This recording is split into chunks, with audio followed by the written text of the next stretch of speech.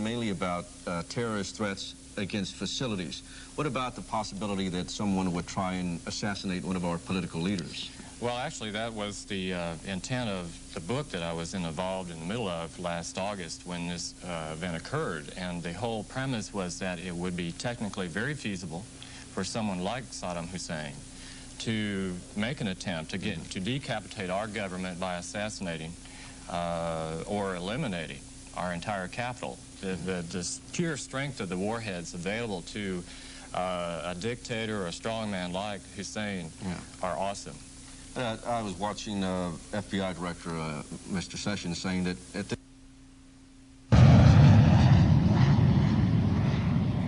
So who is responsible for the attack on America? President Bush has vowed to hunt down the terrorists and punish them. Joining us now is Mike Fjetland. He's a private international attorney, author, and a global terrorist expert. Thanks for being with us. Thank you, Melissa. Preliminary evidence points to well-known terrorist Osama bin Laden for these attacks.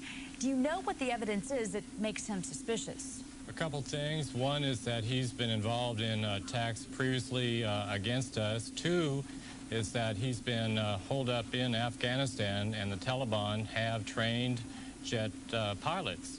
And so basically that would be a source of people that would have the skills to fly the types of aircraft that were commandeered today. Mr. Fjetland, Osama bin Laden, of course, is a suspect in previous attacks against America on U.S. embassies in foreign countries and one of the U.S.'s warships. And even though America believes he was behind those attacks, we weren't able to get him then. Now we suspect that he's behind the latest attacks on America.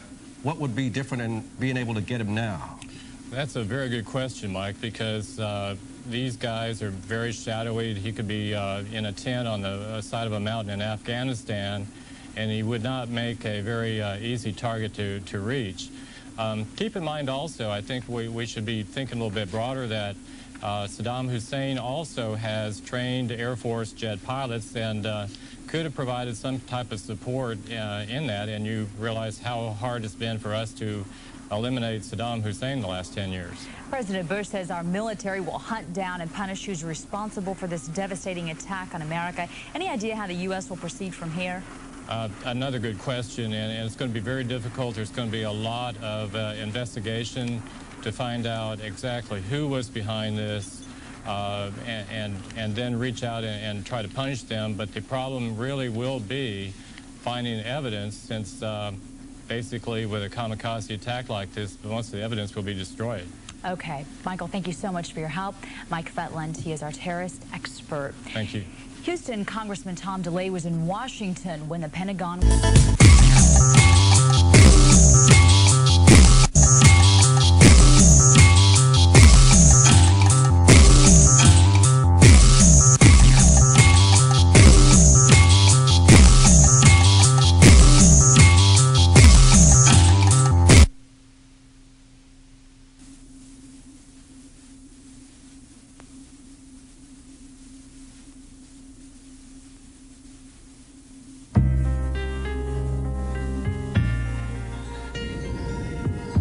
We've been through this before.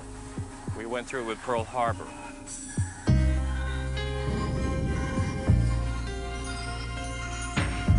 This threat is never going away. It's never gone away. We should never be unaware of what is happening in the world.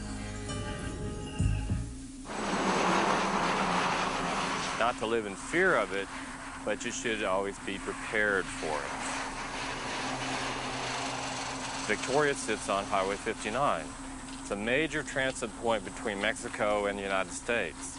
So what is coming down the road could be anything from a nuclear device to chemicals, other explosives that they could be right in the middle of and not even know it. 1408 headquarters, Highway 10-8, route to PD. We're very vulnerable from that standpoint. We're so sparsely populated compared to probably any place else in the southeast Texas location. So there is a lot of remote locations where someone could hide but still have access to unbelievable transportation routes. We were just hurting for all of the people that were first responders in New York. PD 1436 traffic. Our people felt that it would never happen here, and I think that's a lot of other communities felt it'll never happen here. And then when everybody realized after a few days that if that was the situation, that it could never happen somewhere else, then it would never happen anywhere. And it could happen anywhere. We're also vulnerable in everything that we do, particularly in any type of terrorist act. So we've done an analysis of about 250 large facilities here in our community. And that was primarily due to a state grant that had been offered several months before. So we were already considering it, but being where we are, you don't normally think something like that would happen here. We realized that a lot of our brothers that we consider family members would have died in such an incident trying to save people. September 11th got us to pause for just a minute in the way we handle incidents. Let me come in back there. We go get Bibles and stuff.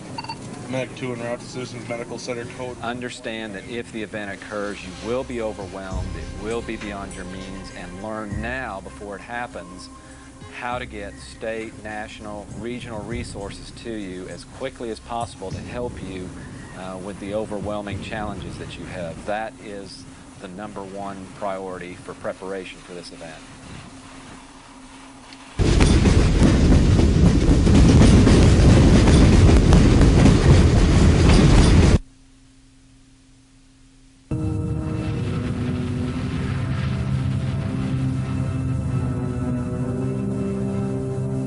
Its cracked and cratered landscape is filled with the specters of atomic research. Blast it out. It's now perspective on the scare is Mike Fjetland, a terrorism expert. Thank you for being with us tonight, sir. Thank you, Mike. As we just mentioned, a second person has been exposed. Is that necessarily the same as being infected? Well, it's the early stage, Mike. Obviously, if you've been exposed to anthrax, that's not a normal event. The only way that you can acquire anthrax is usually by coming into direct contact with a dead animal or something like that. These guys worked in a newspaper office, and that is not where you would encounter anything like this, such as an animal hide factory. So apparently it's an early stage, and we'll have to see what develops from here. And Mr. Fjetland, we're looking at some, it looks like anthrax vaccine right there in video. Tell us about treatment, any type of antibiotics or anything that can be done once someone is diagnosed with anthrax. Well, Melissa, the good news is that there are antibiotics for anthrax. The key is that treatment has to be started early. And if so, you can deal with it. If you wait too long, it does have symptoms that are very similar to having the flu. And if you wait too long, and in the first case, the gentleman who died had a very virulent strain. And but for most people, if they have early treatment, they can cure it. Mr. Fjetland, as this case of anthrax turned out to be a deliberate attack, wouldn't more people already be showing some adverse reactions? That's a good question, Mike. And the trick with anthrax is that unlike a hijacking or other event where you immediately know that there is a problem and a person involved, with anthrax you can leave it behind. The incubation period could take as long as 30 days so that they can infect an area and be gone, and you wouldn't have a clue as to anything having occurred until people started showing up with symptoms. So what we have to do now is see if there is yet a third person who ends up coming down with anthrax symptoms, and if that's so, then I think we've got a pretty strong case that this is a terrorist attack. Okay, Mike Fjetland, thank you so much for joining us. We appreciate your expert opinion. Thank you, Melissa. Thanks, sir. You would think facilities would tighten security, but tonight some very disturbing findings as Fox 26 puts the medical center area security force to the test. Fox 26's Isaiah Carey joins us live with details. Isaiah?